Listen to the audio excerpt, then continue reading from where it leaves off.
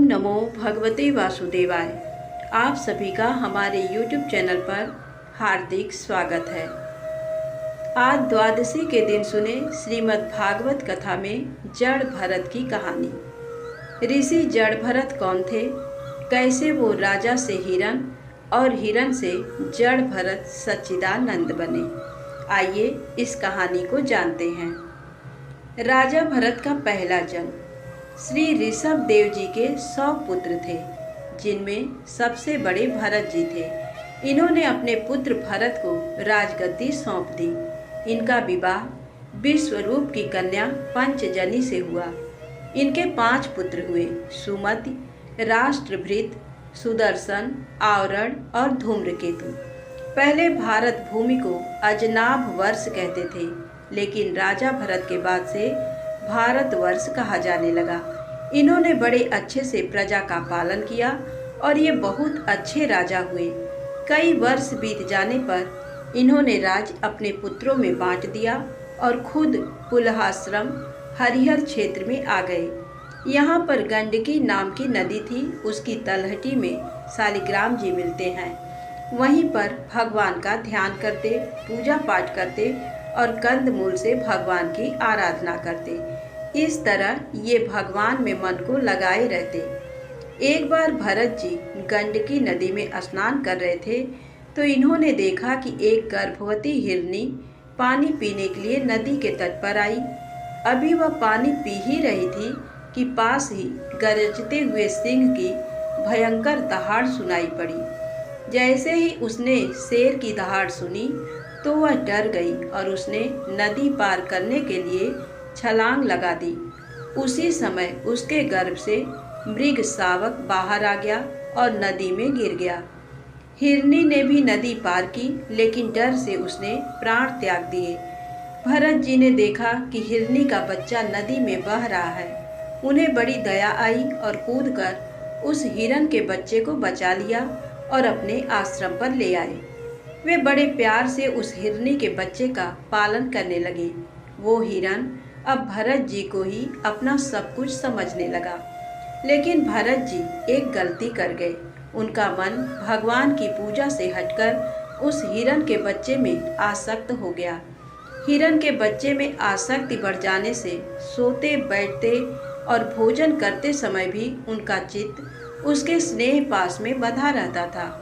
क्योंकि मन एक है, या तो आप इसे संसार में लगा लो या भगवान में। अब वो जो भी भगवान का पूजा पाठ करते तो उस समय उन्हें उस हिरण के बच्चे की याद आ जाती। कहीं उसे कोई कुत्ता या सियार या भेड़िया खा न जाए। अगर भरत जी को वह दिखाई नहीं देता तो उनकी दशा ऐसे हो जाती कि किसी का सारा धन लूट गया हो। भरत जी को उसके रहने की, खाने की और सोने की चिंता लगी रहती थी। एक दिन ऐसा आया कि भरत जी अपने दैनिक कर्म में लगे हुए थे। वहाँ हिरणों का झुंड आया और वह हिरण का बच्चा उनके साथ चला गया। जब भरत जी को हिरण का बच्चा कहीं भी नहीं मिला तो उसे निरंतर उस हिरण की याद सताने लगी। काल का प्रभाव हुआ, भरत जी की मृत्यु हुई। मृत्यु के समय भरत जी उस हिरण का ही चिंतन कर रहे थे।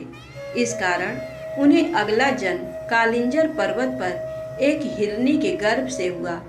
भरत जी हिरण बन गए, लेकिन उन्हें अपने पूर्व जन्म की याद बनी हुई थी, क्योंकि वो पूर्व जन्म में इतना भजन कर चुके थे।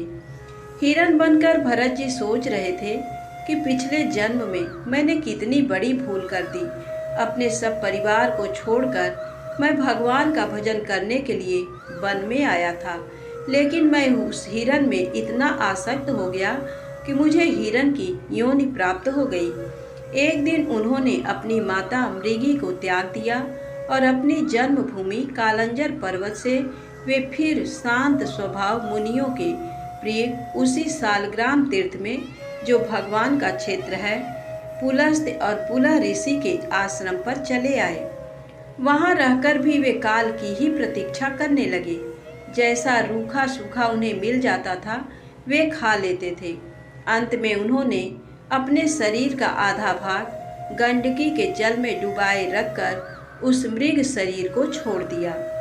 भरत जी का अगला जन्म आंगिरस गोत्र ब्राह्मण के घर हुआ। ये बड़े ही श्रेष्ठ ब्राह्मण थे। इनकी बड़ी स्त्री से इनके 9 पुत्र हुए और छोटी पत्नी से एक ही साथ एक पुत्र और एक कन्या का जन्म हुआ। इस जन्म में भी भगवान की कृपा से इन्हें अपने पूर्व जन्म का स्मरण बना हुआ था। पिता पुरोहित कार्य में थे तो सोचा अपने छोटे पुत्र को भी पुरोहित कर्म सिखाऊंगा। इधर भरत जी ने सोचा एक जन्म के बिगड़ने से मुझे 3 जन्म लेना पड़ा, इसलिए अब वह गलती हम दोबारा नहीं करेंगे। पिता इन्हें वेद शास्त्र सिखाते, लेकिन ये जानबूझकर सीखते नहीं थे, क्योंकि अगर मैंने ये सब सीख लिए तो मुझे कर्म कांड करने पड़ेंगे और मैं फिर संसार में फंस जाऊंगा। इन्होंने जानबूझकर एक मंत्र भी याद नहीं किया। कोई कह भी नहीं सकता था कि ये वही ज्ञानी भरत हैं जो सब कुछ छोड़कर भगवान के भजन करने के लिए वन में गए थे। वे पृथ्वी पर ही पड़े रहते थे, कभी तेल उबटन आदि नहीं लगाते थे और ना कभी स्नान ही करते थे। इससे उनके शरीर पर मैल जम गई थी। लोग कहने लगे थे कि ये तो अधम ब्राह्मण है। इसी कारण से इन्हें जड़ भरत कहा जाने लगा। इन पर सुख दुख का कोई प्रभाव नहीं था। गर्मी सर्दी और वर्षा का भी कोई प्रभाव नहीं था। कोई इन्हें काम की कहता तो कर देते थे, कोई गाली देता तो सुन लेते थे। अब तो ये देख पिताजी को बहुत गुस्सा आई। इस तरह पिता ने भरत जी को बहुत डांट लगाई और नाम ही रख दिया जड़। तुम भरत नहीं जड़ हो, जड़। इस प्रकार इनका नाम ही पड़ गया जड़ भरत। समय बीता और एक दिन पिताजी पधार गए। बड़े पुत्र ने पिता का सब संस्कार किया। अब सभी भाइयों ने मिलकर विचार किया कि हम सब तो अपने अपने कार्य में व्यस्त रहते हैं और छोटा भाई बैठा बैठा खाता है। उनके भाइयों ने एक दिन उन्हें खेत की क्यारियां ठीक करने में लगा दिया। तब वे उस कार्य को भी करने लगे, परंतु उन्हें इस बात का कुछ भी ध्यान न था कि उन क्यारियों की भूमि समतल है या ऊंची नीची, अथवा वह छोटी है या बड़ी। उनके भाई उन्हें चावल की कनी, खली भूसी, भुने हुए उड़द अथवा बर्तनों में लगी हुई जले अन्न की खुरचन जो कुछ भी दे देते, उसी को वे अमृत के समान खा लेते थे। एक दिन डाकुओं के सरदार ने पुत्र की कामना से भद्रकाली को मनुष्य की बलि देने का संकल्प किया। उसने जिस पुरुष को पशु बलि देने के लिए मंगाया था, वह किसी तरह से उसके फंदे से निकलकर भाग गया। उसे ढूंढने के लिए उसके सेवक चारों ओर दौड़े, किंतु अंधेरी रात में आधी रात के समय कहीं उसका पता न लगा। अचानक उनकी दृष्टि इन आंगिरस गोत्रीय ब्राह्मण कुमार भरत जी पर पड़ी। वो वन के जीवों से खेती की रखवाली कर रहे थे। उन्होंने देखा कि हम इन्हें पकड़कर ले चलते हैं, इससे हमारे स्वामी का कार्य अवश्य सिद्ध हो जाएगा। ये सोचकर वे उन्हें रस्सियों से बांधकर चंडिका के मंदिर में ले आए। फिर उन चोरों ने अपनी पद्धति के अनुसार विधि पूर्वक उनको अभिषेक एवं स्नान कराकर कोरे वस्त्र पहनाए तथा नाना प्रकार के आभूषण, चंदन, माला और तिलक आदि से विभूषित कर अच्छी तरह भोजन कराया और बलिदान की विधि से गान, स्तुति और मृदंग एवं ढोल आदि का शब्द करते उस पुरुष को भद्रकाली के सामने नीचा सिर करा के बैठा दिया। इसके पश्चात नर पशु के रुधिर से देवी को तृप्त करने के लिए देवी मंत्रों से अभिमंत्रित एक तीक्ष्ण खड्ग उठाया और जैसे ही भरत जी को मारने लगे तो माँ काली ने सोचा कि एक तो ये ब्राह्मण है और दूसरा भगवान का भक्त है। यदि मैं आज इसकी रक्षा नहीं कर पाई और भगवान ने पूछ लिया कि देवी आप मेरी भक्त की रक्षा नहीं कर पाई तो भगवान को क्या कहूँगी। इसलिए ये भयंकर कुकर्म देखकर देवी भद्रकाली के शरीर में अति दुस्सह ब्रह्म तेज से दाह होने लगा और वे एकाएक मूर्ति को फोड़कर प्रकट हो गई। उन्होंने क्रोध से तड़क कर बड़ा भीषण अट्टहास किया और उछलकर उस अभिमंत्रित तलवार से ही उन सारे पापियों के सिर उड़ा दिए और अपने गढ़ों के सहित उनके गले से बहता हुआ गरम गरम रुधिर रूप आसव पीकर अति उन्मत्त हो ऊंचे स्वर से गाती और नाचती हुई उन सिरों को ही गेंद बनाकर खेलने लगी। इस तरह माँ काली ने भरत जी की प्राण रक्षा की। फिर भरत जी महाराज अब यहाँ से भी आगे चल दिए। एक बार सिंध सौबीर देश का स्वामी राजा रहुगढ़ पालकी पर सवार होकर कपिल भगवान के आश्रम पर जा रहे थे। मार्ग में उन्हें पालकी साधने वाले एक कहार की कमी महसूस हुई। जब सेवक कहार की खोज करने निकले तो उन्हें यही भरत जी मिल गए और इन्हें पकड़कर पालकी उठाने में लगा दिया। वे बिना कुछ बोले ही चुपचाप पालकी को उठाकर चलने लगे। जड़ भरत महाराज पृथ्वी पर रेंगने वाले जीवों को बचाकर चल रहे थे, जिस कारण से पालकी हिल रही थी। राजा रहुगढ़ ने पालकी उठाने वालों से कहा, अरे कहारों, अच्छी तरह चलो, पालकी को इस प्रकार ऊंची नीची करके क्यों चलते हो? कहारों ने सोचा, अगर हमने ये नहीं बताया कि जो नया पालकी उठाने वाला है उसके कारण सब गड़बड़ हो रही है तो राजा हमें जरूर दंड देगा। उन्होंने राजा से कहा कि महाराज, अभी नया कहार पालकी में लगाया है जो कभी धीरे चलता है और कभी जल्दी। हम लोग इसके साथ पालकी नहीं ले जा सकते। राजा रहुगढ़ ने सोचा, संसर्ग से उत्पन्न होने वाला दोष एक व्यक्ति में होने पर भी उससे संबंध रखने वाले सभी पुरुषों में आ सकता है, इसलिए यदि इसका प्रतिकार न किया जाए तो धीरे धीरे ये सभी कहार अपनी चाल बिगाड़ लेंगे। ऐसा सोचकर राजा रहुगढ़ को कुछ क्रोध हो आया।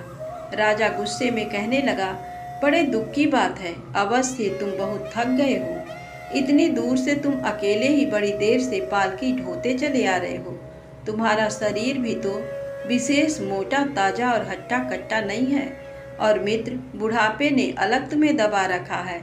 ऐसा सुनकर भी भरत जी ने राजा का कुछ भी बुरा न माना और चुपचाप पालकी को लेकर चलते रहे। लेकिन भरत जी महाराज अब भी अपनी चाल में चले जा रहे थे। चलते चलते रास्ते में एक लंबी चींटियों की लाइन भरत जी को दिखाई दी। कहीं चींटियों पर पैर ना पड़ जाए, उन्होंने एक छोटी सी छलांग लगाई और जैसे ही छलांग लगाई तो राजा का सर पालकी से टकराया और राजा गुस्से से आग बबूला हो गया। राजा कहता है, तू जीते जी मरे के समान है, तू सर्वथा प्रमादी है, तुझसे ये पालकी का भार नहीं उठाया जा रहा है। जैसे यमराज जन समुदाय को उसके अपराधों के लिए दंड देते हैं, उसी प्रकार मैं भी अभी तेरा इलाज किए देता हूँ, तब तेरे होश ठिकाने आ जाएंगे। अपने अभिमान के कारण राजा अनाप शनाप बकने लगा। भरत जी ने सोचा कि एक तो ये मुझसे सेवा करवा रहा है और दूसरा गाली भी दे रहा है, तो मैं इसे थोड़ा ज्ञान दे दूं। जड़ भरत ने कहा, राजन, तुमने जो कुछ कहा वह एकदम सच है, लेकिन यदि भार नाम की कोई वस्तु है तो ढोने वाले के लिए है, यदि कोई मार्ग है तो वह चलने वाले के लिए है, मोटापन भी उसी का है। ये सब शरीर के लिए कहा जाता है, आत्मा के लिए नहीं। ज्ञानी जन ऐसी बात नहीं करते। आदि व्याधि, भूख प्यास, भय, कलह, इच्छा, बुढ़ापा, निद्रा, प्रेम, क्रोध, अभिमान और शोक, ये सब शरीर को लगते हैं, इसका आत्मा से कोई लेना देना नहीं है। भूख और प्यास प्राणों को लगती है, शोक और मोह मन में होता है। तुम राजा हो और मैं प्रजा। प्रजा का काम है वो राजा की आज्ञा का पालन करे, लेकिन तुम सदा के लिए राजा नहीं रहोगे और मैं सदा के लिए प्रजा नहीं रहूँगा। तुम कह रहे हो कि मैं पागल हूँ और मेरा इलाज तुम कर दोगे। मुझे शिक्षा देना ऐसे होगा जैसे कोई किसी वस्तु को पीस दे और तुम आकर उसे दोबारा पीस दो। मैं तो पहले ही पिसा हुआ हूँ, तू मुझे क्या पीसेगा। जब जड़ भरत यथार्थ तत्व का उपदेश करते हुए इतना उत्तर देकर मौन हो गए, फिर राजा ने सोचा ये कोई ज्ञानी पुरुष है, और राजा पालकी से उतर पड़ा। उसका राजमत सर्वथा दूर हो गया और वह उनके चरणों में सिर रखकर अपना अपराध क्षमा कराते हुए इस प्रकार कहने लगा, आप कोई श्रेष्ठ ब्राह्मण हैं? क्या आप दत्तात्रेय आदि अवधूतों में से कोई हैं? आप किसके पुत्र हैं? आपका कहाँ जन्म हुआ है और यहाँ कैसे आपका पदार्पण हुआ है? यदि आप हमारा कल्याण करने पधारे हैं तो क्या आप साक्षात सत्व मूर्ति भगवान कपिल जी ही तो नहीं हैं? मुझे इंद्र के वज्र का कोई डर नहीं है, न मैं महादेव जी के त्रिशूल से डरता हूँ और न यमराज के दंड से। मुझे अग्नि, सूर्य, चंद्र, वायु और कुबेर के अस्त्र शस्त्रों का भी कोई भय नहीं है, परंतु मैं ब्राह्मण कुल के अपमान से बहुत ही डरता हूँ। मेरे द्वारा किसी ब्राह्मण का अपमान ना हो जाए। आप कृपा करके बताइए कि आप कौन हैं? मैंने आप जैसे संत पुरुष का अपमान किया है, मैंने आपकी अवज्ञा की। अब आप ऐसी कृपा दृष्टि कीजिए जिससे इस साधु अवज्ञा रूप अपराध से मैं मुक्त हो जाऊं। जड़ भरत कहते हैं कि ये मायामय मन संसार चक्र में छलने वाला है। जब तक ये मन रहता है तभी तक जागृत और स्वप्नावस्था का व्यवहार प्रकाशित होकर जीव का दृश्य बनता है। इसलिए पंडित जन मन को ही संसार में बंधने का और मोक्ष पद का कारण बताते हैं। विषयासक्त मन जीव को संसार संकट में डाल देता है। विषयहीन होने पर वही उसे शांतिमय मोक्ष पद प्राप्त करा देता है। जिस तरह घी से भीगी हुई बत्ती को खाने वाले दीपक से तो धुएं वाली शिखा निकलती रहती है और जब भी घी समाप्त हो जाता है, उसी प्रकार विषय और कर्मों से आसक्त हुआ मन तरह तरह की वृत्तियों का आश्रय लिए रहता है और इनसे मुक्त होने पर वह अपने तत्व में लीन हो जाता है। राजा रहुगढ़ ने कहा, मैं आपको नमस्कार करता हूँ। जिस प्रकार ज्वर से पीड़ित रोगी के लिए मीठी औषधि और धूप से तपे हुए पुरुष के लिए शीतल जल अमृत तुल्य होता है, उसी प्रकार मेरे लिए जिसकी विवेक बुद्धि को देहाभिमान रूप विषैले सर्प ने डस लिया है, आपके वचन अमृतमय औषधि के समान है। आपने कहा था कि भार नाम की अगर कोई चीज है तो उसका संबंध केवल देह तक ही सीमित है, उसका आत्मा से कोई संबंध नहीं है। ये बात मेरी समझ में नहीं आई है।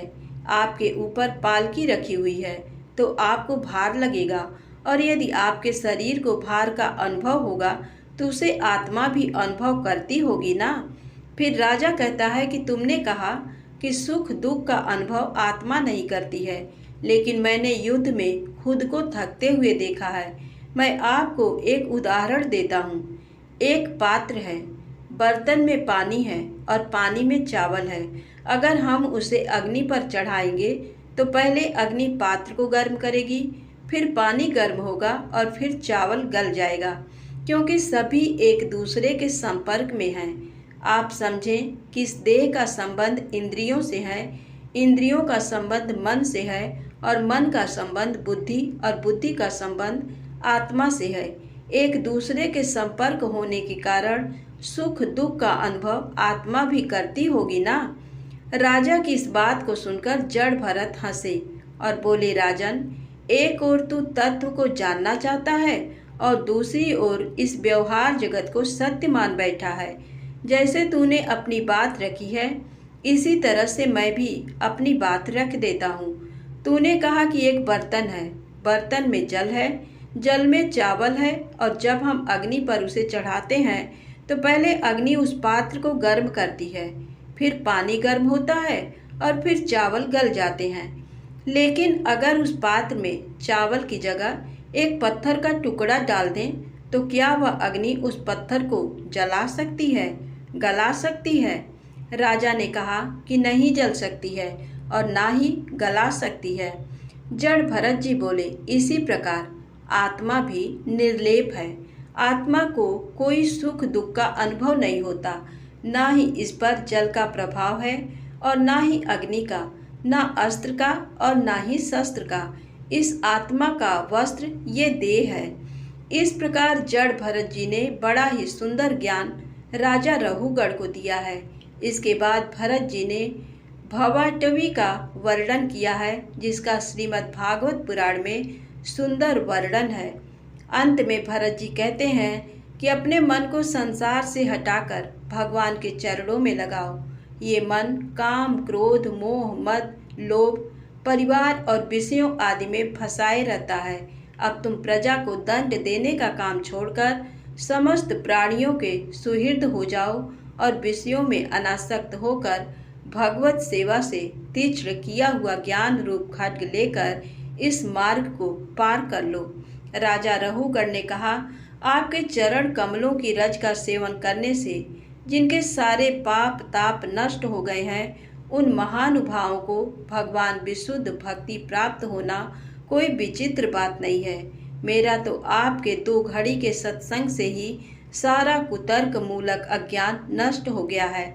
इस तरह से जड़ भरत ने इन्हें ज्ञान दिया और राजा रहुगढ़ उस ज्ञान को पाकर इस प्रकार तृप्त हो गए जैसे कोई निर्धन धन पाकर तृप्त हो जाता है। धन्यवाद। श्रीमद् भागवत महापुराण से ऐसे ही अन्य पौराणिक कहानियों को सुनने के लिए कृपया मेरे चैनल को लाइक सब्सक्राइब अवश्य करें।